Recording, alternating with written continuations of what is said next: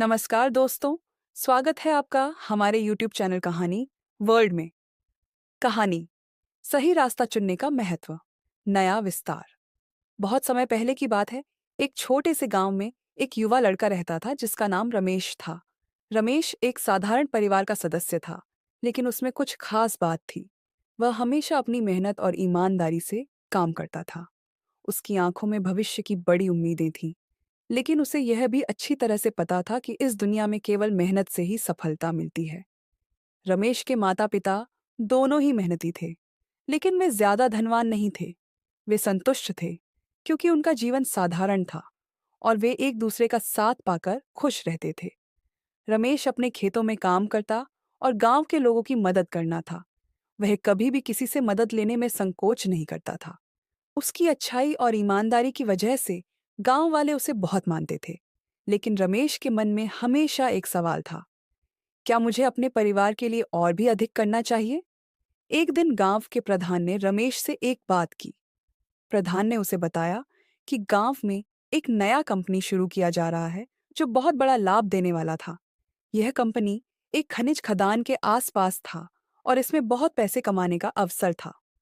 प्रधान ने रमेश से कहा, तुम एक समझदार लड़के हो, तुम्हें यह अवसर नहीं गंवाना चाहिए।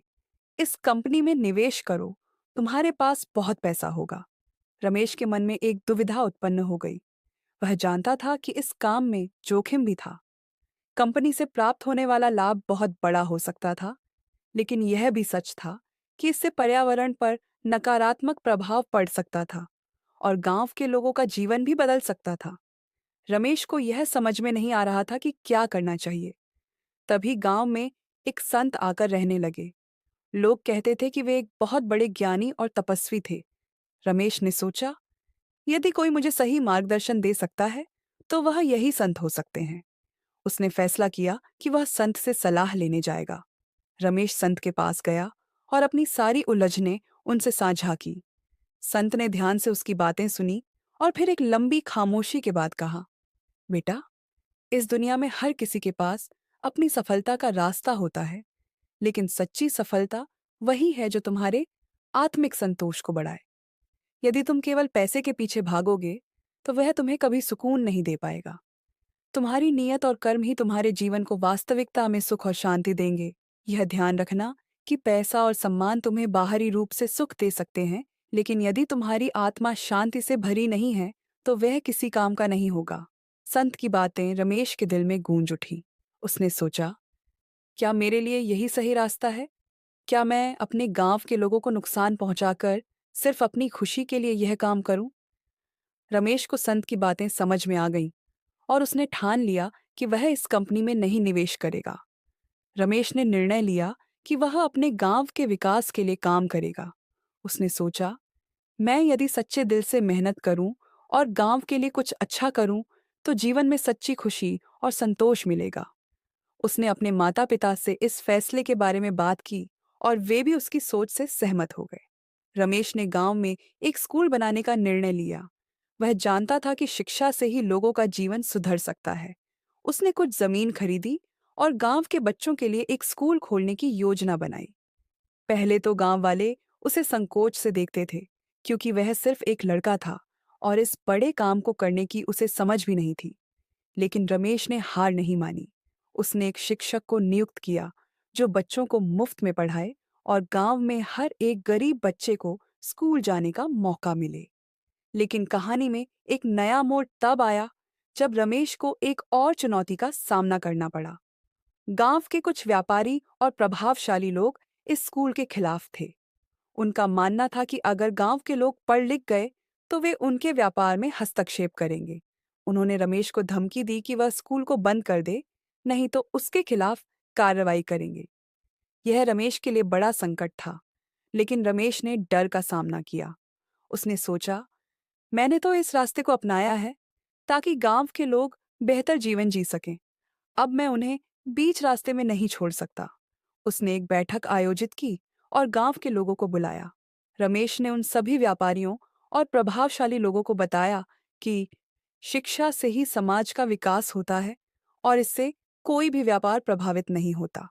रमेश के भाषण ने गांव वालों का दिल छुआ और वे सब एकजुट हो गए। धीरे धीरे गांव में एक नया बदलाव आया। लोग अपनी परेशानियों को छोड़कर शिक्षा की ओर अग्रसर होने लगे। रमेश का स्कूल अब केवल पढ़ाई का स्थान नहीं था, बल्कि यह एक केंद्र बन गया था जहां लोग आपसी मदद, सहयोग और सामूहिक प्रयासों के बारे में सीखते थे। रमेश ने व्यापारियों से भी वार्ता की और उन्हें बताया कि शिक्षा के बिना उनका कंपनी भी लंबे समय तक नहीं चल सकती। समय के साथ रमेश का काम फलने फूलने लगा। गांव में अब न केवल शिक्षा थी, बल्कि लोग पर्यावरण के बारे में जागरूक भी हो गए थे।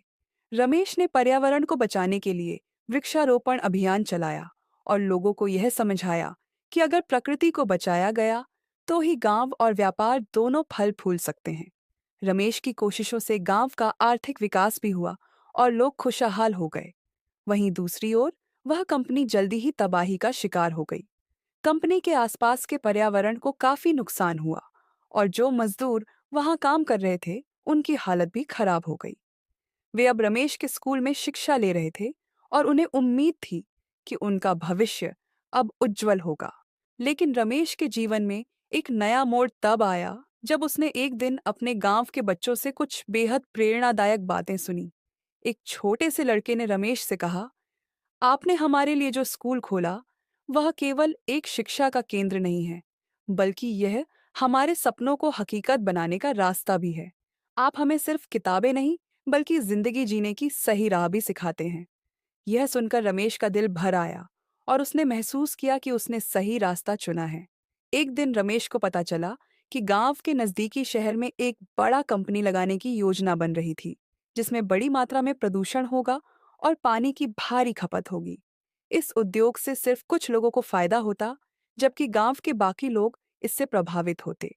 रमेश ने सोचा कि अगर वह अभी नहीं कुछ करेगा, तो गांव में फिर से वही आर्थिक और पर्यावरणीय संकट आ सकता है। उसने तुरंत एक रणनीति बनाई और गांव वालों के साथ मिलकर इस कंपनी के खिलाफ एक अभियान शुरू किया। उसने इसे सिर्फ विरोध के रूप में नहीं, बल्कि इसके साथ साथ एक स्थायी और प्रदूषण रहित उद्योग की योजना भी प्रस्तुत की। रमेश ने इस बात पर जोर दिया कि गांव में रोजगार के नए अवसर तो बन सकते हैं, लेकिन अगर प्रकृति और स्थानीय समुदाय को नुकसान होगा, तो वह किसी भी विकास को ठीक नहीं ठहरा सकता। रमेश का यह कदम और उसकी पहल इस बार भी गांव वासियों के लिए एक नई दिशा थी। उसने साबित कर दिया कि एक व्यक्ति अपनी नीयत और सच्ची मेहनत से बड़े बदलाव ला सकता है। इस बार उसने सिर्फ एक स्कूल या वृक्षारोपण अभियान ही नहीं, बल्कि एक नए आर्थिक और पर्यावरणीय दृष्टिकोण को भी प्रस्तुत किया। कहानी से सीख। इस कहानी से यह सीखने को मिलता है कि जीवन में सफलता केवल धन और नाम से नहीं मापी जाती। असली सफलता वही है जो हमारे आत्मिक शांति और संतोष को बढ़ाती है। रमेश ने जो रास्ता चुना, वह उसे न केवल आंतरिक शांति और संतोष दिया, बल्कि उसने गांव के जीवन को भी बेहतर बना दिया। हमें हमेशा वही रास्ता चुनना चाहिए जो न केवल हमें, बल्कि हमारे समाज को भी लाभ पहुंचाए। साथ ही हमें किसी भी प्रकार के दबाव और डर से मुक्त होकर अपने सही रास्ते पर चलने का साहस रखना चाहिए। रमेश की तरह हमें अपने फैसलों में सोच समझकर काम करना चाहिए और जब जरूरत हो तो बड़े बदलाव लाने का भी साहस रखना चाहिए। दोस्तों, कहानी पसंद आई हो तो लाइक करें, शेयर करें और चैनल को सब्सक्राइब करें। धन्यवाद दोस्तों।